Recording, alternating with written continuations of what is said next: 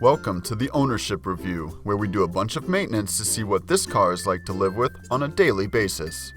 Here are the high points of the 2014 Smart Fortwo. All of the headlights in the main housing are accessible by simply reaching behind it. No tools nor extensive parts removals will be required to change these bulbs.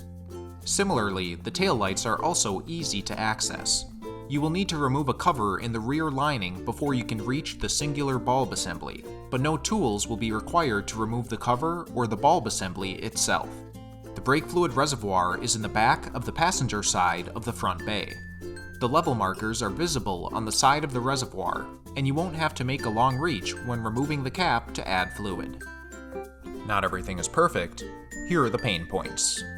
The engine air filter will be difficult to reach underneath a large panel and the rear lining.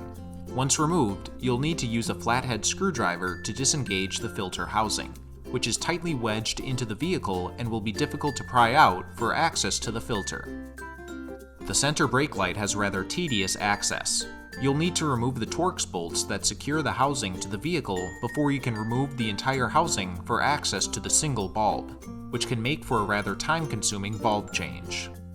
This vehicle does not come provided with a traditional spare tire and jack kit, but rather just a compressor kit instead. Depending on the severity of your flat, this option could leave you stranded if your tire cannot hold air. Overall, the 2014 Smart Fortwo is a rather easy vehicle to maintain, but prospective owners should be prepared for a few tedious procedures on account of its compact size.